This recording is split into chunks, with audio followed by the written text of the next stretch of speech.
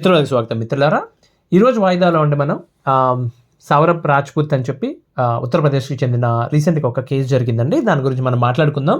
ఏం జరిగింది ఏంటని మాట్లాడుకుందాం. దానికంటే ముందు డిస్క్లైమర్ ఒకటి, మీ అందరికీ కూడా ఒక ముఖ్య గమనిక అండి. ఎవరన్నా కొంచెం సెన్సిబుల్ పీపుల్, అబ్బా ఓకే అర్రే అనుకునేవాళ్ళు, దాని గురించి ఆలోచించేవాళ్ళు, బాధపడేవాళ్ళు, నాకు తెలిసి మన ఛానల్ చూస్తున్నారంటే ఆల్రెడీ ఆ సెన్సిటివిటీ అంతా ఎప్పుడో తీసేసుకుని ఉంటారు. సమాజం ఆల్రెడీ సెన్సిటివిటీ ఎత్తేసి ఉంటుంది వాళ్ళది. 498 కేసులు వేసి అవి వేసి ఇవి వేసి, లేకపోతే వాళ్ళ ద్వారానే ఓకే.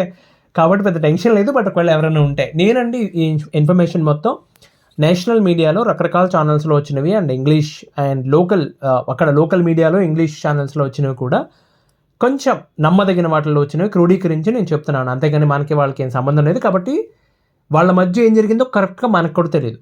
ఇది ఓన్లీ పోలీస్ వారు అఫీషియల్గా స్టేట్మెంట్ ప్రెస్కి రిలీజ్ చేసింది, దాన్ని అంతటిని పట్టుకొని చెప్తున్నాను నేను.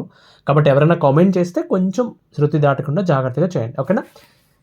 సౌరభ్ రాజ్పుత్ అండి, ఈయన 29 సంవత్సరాల వయసు అండి, పెద్దవాడు కూడా కాదు. సో సౌరభ్ రాజ్పుత్, ముస్కాన్ రస్తోగి, అంటే ముస్కాన్ అంటే ఆమె అతని భార్య, ఇద్దరికి అండి జంట వీళ్ళిద్దరు 2016లో వివాహం జరిగిందండి, ఓకే. అప్పటికి సౌరభ్ అనే వ్యక్తి ఆయన మర్చెంట్ నేవీ సంస్థలో పనిచేస్తున్నారు. మర్చెంట్ నేవీ అంటే మీకు ఐడియా ఉండే ఉంటుంది. మర్చెంట్ నేవీ అంటే అది కమర్షియల్ షిప్పింగ్ అండి. అంటే గూడ్స్ కానీ, ఆయిల్, ప్యాసింజర్స్, లేక కార్గో ట్రాన్స్పోర్టేషన్ ఉంటుంది కదా ఇంటర్నేషనల్ వాటర్స్లో. సో ఒక దేశం నుంచి ఇంకొక దేశానికి కార్గో తీసుకెళ్లేది కానీ, ప్యాసింజర్స్ని తీసుకెళ్లేది కానీ, దాంట్లో ఆ సంస్థలో పనిచేసేవాడు ఆయన పెళ్లికి ముందు. సరే, భార్యకు దూరంగా ఉండటం ఇష్టం లేక ఉద్యోగాన్ని వదిలేశారు ఆయన. వదిలేసి కొన్నాళ్ళు హ్యాపీగా ఉన్నారు. 2019 సంవత్సరంలో ఒక పాప పుట్టిందండి, ఓకే. ఆ తర్వాత కొన్నాళ్ళకి సౌరభ్కి లండన్లో ఒక మాల్లో సేల్స్ మేనేజర్గా జాబ్ దొరికింది. సో ఆయన జాయిన్ అయ్యి జాబ్ చేస్తున్నారండి. లోపు ఇక్కడ ముస్కాన్ ఆయన భార్య ఉంది కదా, సాహిల్ శుక్లా అనే అతనితో పరిచయం అయింది. అది పరిచయం కాస్త పెంట అయింది, అది ఏదో అయింది, ఓకే. ఇంక మీరు అర్థం చేసుకోగలరు. సరే, ఇక ఆ విషయం తెలిసింది. తెలియకుండా ఎలా ఉంటుంది సార్, దిక్మాల పనులు చేసినప్పుడు ఎన్నాళ్ళు దాగుతాయి, తెలిసిపోతుంది కదా ఆటోమేటిక్గా. ఆ విషయం తెలిసి కలిసి ఉండే అవకాశం లేదని చెప్పి గొడవలని విడాకుల దాకా వెళ్ళారు. తర్వాత మొత్తానికి మధ్యలో మరి పాప ఉంది కదా, ఆ పాప కోసం ఏదో కారణం తెలియదు, మొత్తానికి ఆగిపోయింది. అది అక్కడ ఆగిపోయారు. మళ్ళీ కలిసి ఉందామంటే సైడ్ అయ్యారు. అయితే ఆయన అంతకుముందు మర్చెంట్ నేవీలో పనిచేసిన అనుభవం ఉంది కాబట్టి కొంచెం శ్రద్ధగా ప్రిపేర్ అయ్యి ఇంటర్వ్యూస్ అటెండ్ అయ్యి వీళ్ళ ద్వారా మళ్ళీ ట్రై చేస్తే యుఎస్కి చెందిన షిప్పింగ్ కంపెనీలో, యుఎస్ కంపెనీ బట్ బ్రాంచ్ ఉంది లండన్లో ఉందన్నమాట. సో ఆ లండన్ బ్రాంచ్లో మర్చెంట్ నేవీ ఆఫీసర్గా జాబ్ దొరికింది. మంచి రోల్, అది మంచి జీతం.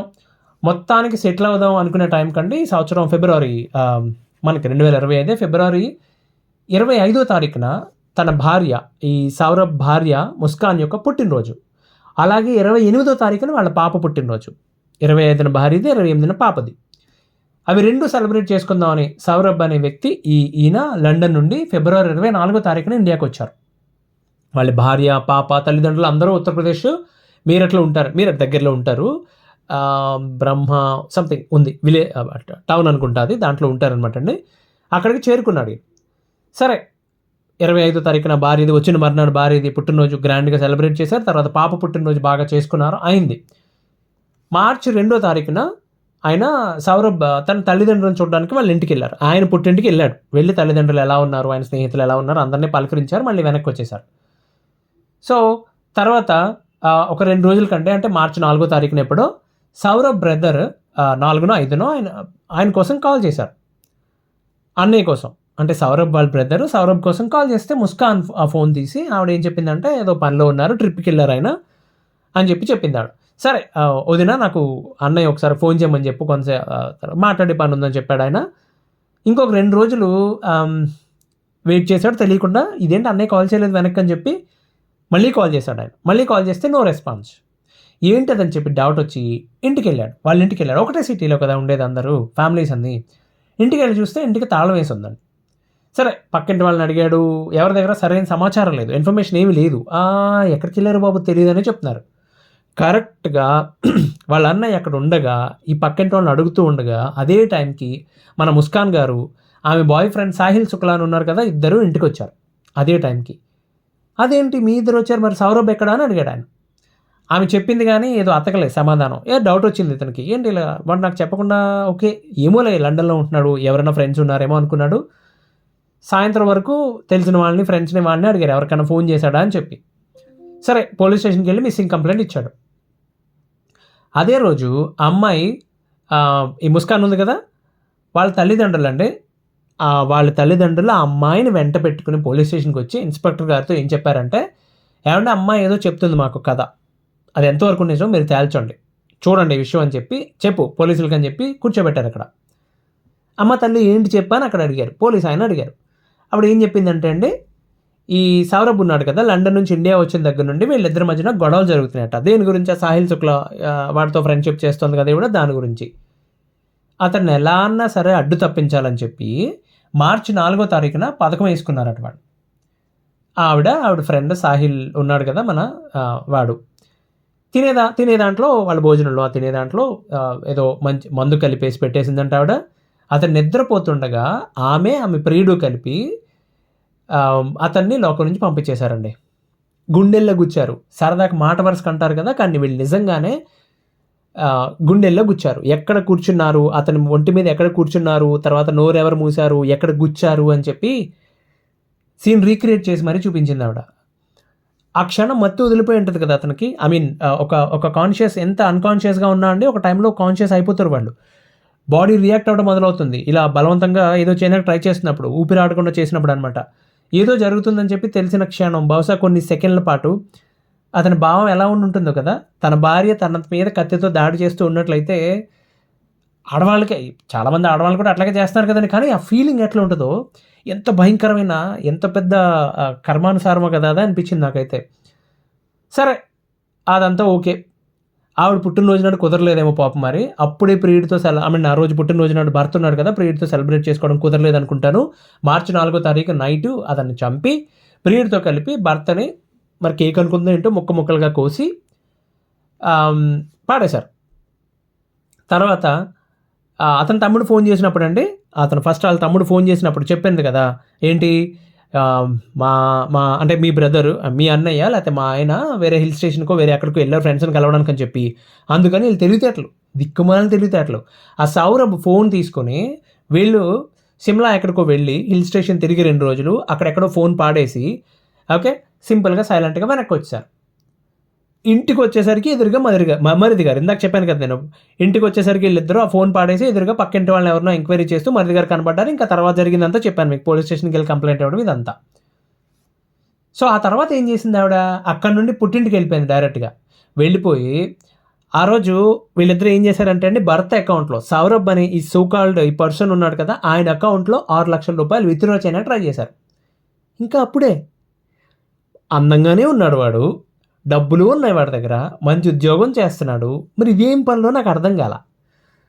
ట్రై చేశారు కానీ డబ్బులు తీయటం వర్కౌట్ అవ్వాల. ఆమెకేమో డబ్బులు కావాలి. ఇంటికెళ్ళి వాళ్ళ అమ్మని డబ్బులు కావాలని అడిగింది. మీకు ఇంకో విషయం చెప్పలేదు కదా! ఇక్కడ పాపని వీళ్ళు షిమ్లా వెళ్ళినప్పుడు పాపని పుట్టింట్లో వదిలేసి ప్రియుడిని తీసుకుని షిమ్లా వెళ్ళి అతను ఫోన్ పాడేసి వచ్చిందనమాట. సో ఆమెకి డబ్బులు కావాలి. డబ్బులేమో విత్‌డ్రా చేయడానికి ట్రై చేస్తే విత్‌డ్రా అవ్వట్లేదు. సరే అమ్మ దగ్గరికి వెళ్ళిపోయి ఆవిడ తల్లి దగ్గరికి వెళ్ళిపోయి డబ్బులు కావాలని అడిగితే నీకు డబ్బులు ఎందుకు అసలు అల్లుడు ఎక్కడా అని గట్టిగా అడిగింది ఆవిడ. ఆ ఆవేశంలో ఈవిడ ఏం చెప్పిందంటే ముస్కాన్ అన్న ఆవిడ చంపి పాడేశాను అతను అని చెప్పింది.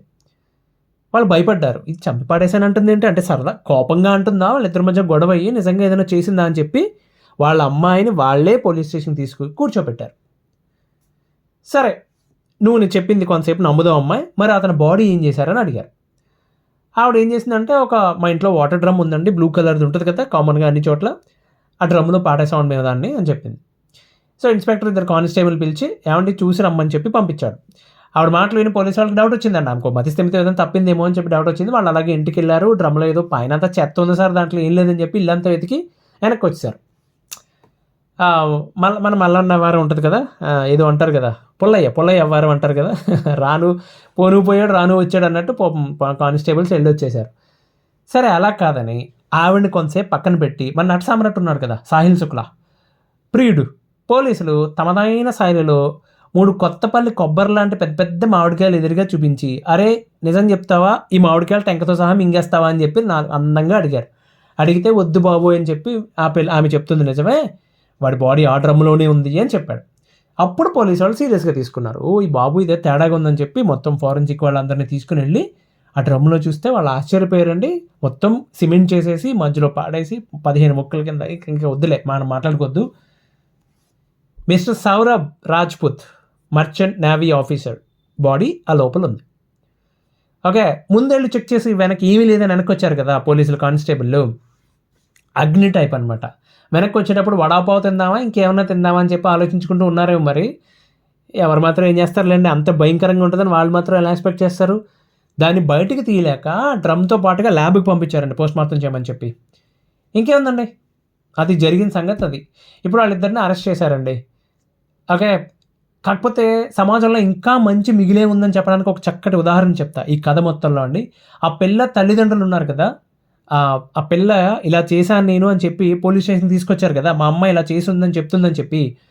వాళ్ళని వీళ్ళ నిజం ఒప్పుకున్న తర్వాత, కన్ఫెస్ చేసిన తర్వాత, సీన్ రీక్రియేషన్ అయిపోయిన తర్వాత మీడియా వాళ్ళు వెళ్ళి మీ అమ్మాయి ఇలా చేసింది కదా, మీ కమెంట్ ఏంటి దాని మీద అంటే ఏమన్నారు తెలుసా అండి? మా అల్లుడు చాలా మంచోడు, మొత్తం తప్పంతా దీందే, ఉరిశిక్ష చేసినా చాలా తక్కువ, ఇంకేదైనా పెద్ద శిక్ష ఉంటే వేయాలన్నారు తల్లిదండ్రులు. వాళ్ళ గౌరవం వాళ్ళకే ఉంటుంది సార్, ఎక్కడికి పోదండి. ఓకే, ఆ క్రైమ్ చేసిన పిల్ల తల్లిదండ్రులు అన్న మాట అది.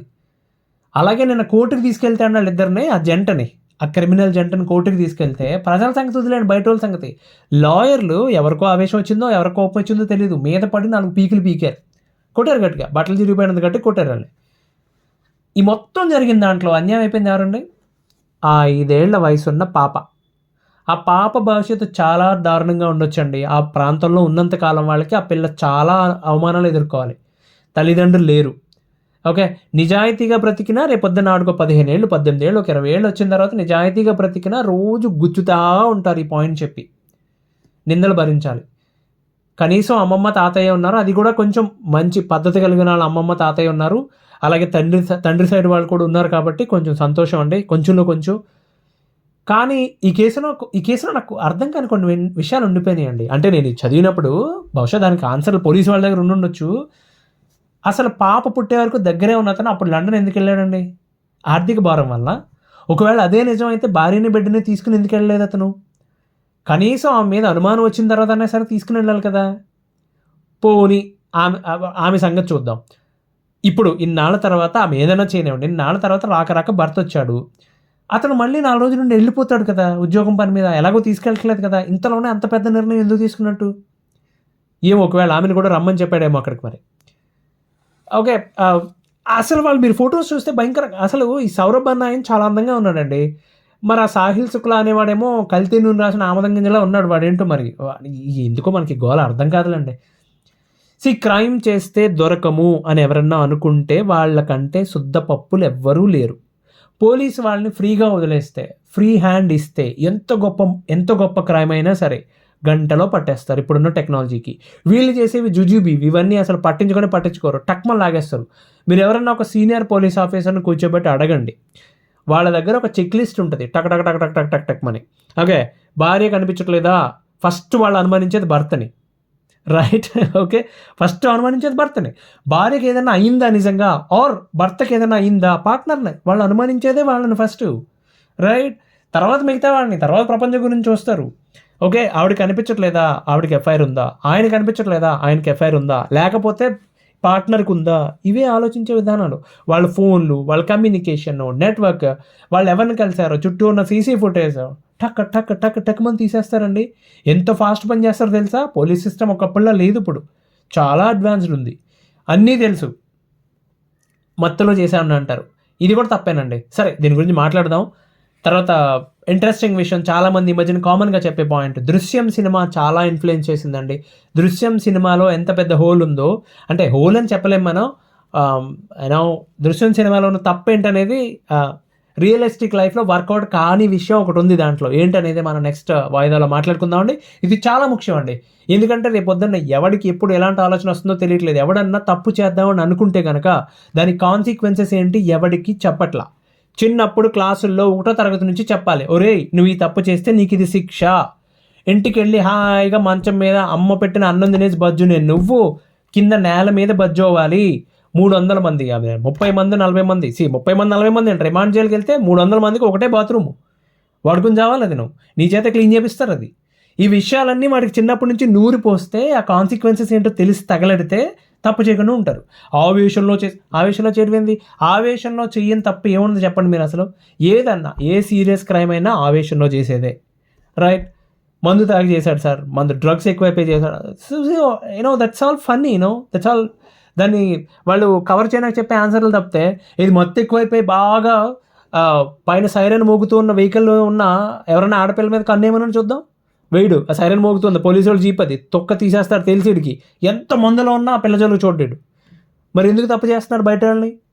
బికాస్ కాన్షియస్ మైండ్ చెప్తుంది. ఆ కాన్షియస్ మైండ్లో ఉండాలి అంటే చిన్నప్పటి నుంచి టీచ్ చేయాలి వాళ్ళకి. ఎనీవేస్, మళ్ళీ మనం ఇంకో వాయిదాలో కలుద్దామండి. ఈసారి ఐఎమ్ సారీ. సో క్రైమ్ జరగడానికి కారణాలు ఏంటి, అలాగే సినిమాని చూసి ఇన్స్పైర్ అయిపోయి చేస్తున్నారు కదండి, అలాంటి దిక్కుమాల గురించి ఒకసారి మాట్లాడదాం. మనం తప్పు చేయొద్దురా బాబు అని చెప్తాం, ఇంకో వాయిదాలో మాట్లాడదాం.